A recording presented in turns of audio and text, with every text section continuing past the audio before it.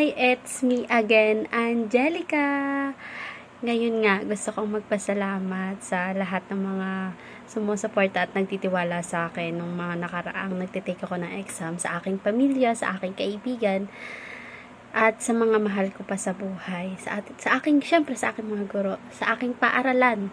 Syempre, pinamumunuan yan ni Ma'am Florencia L. Capillan. Maraming salamat po sa pagkabay. Syempre, sa lahat ng aking mga guro, hindi ko na po kayo babanggitin, baka magtampo, baka may malimutang isa. Pero, super ang galing-galing ng mga teachers sa aking LSPU, LSC. Super blessed ako na naging estudyante po ako ng LSPU dito sa Hondago. Ang mga quality policy namin, super ang ganda at nakakatulong sa estudyante. Siguro para sa akin, yun lang po muna. Pero, may pinangako ako kay God eh. Alam niyo kung ano yun?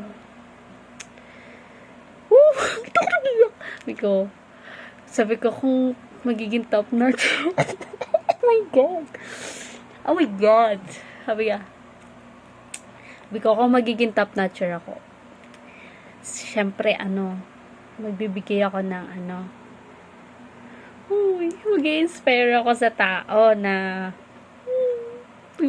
magbigay ng Bible verse araw-araw. Siguro, magbahagi ng ganun. Pinangako ko yun kay God. Kaya siguro, mamimiss niyo ako palagi at lagi-lagi na ako mag-upload about kay God kasi hindi man ako naging top notcher pa at I passed the board exam. Thank you, Lord. Kasi sa dami ng mga nag-take, pinalad ang taong to. LPT na ako.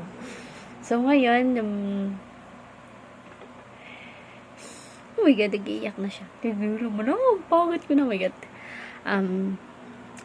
Tulungan niyo ako na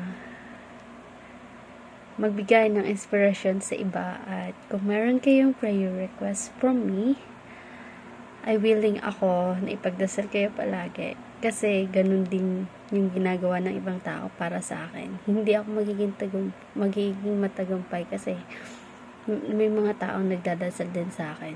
Saka siguro nakatulong din sa akin yung nagtiwala ako kay God. That's all. Yun lang po for now. Thank you so much. God bless you all.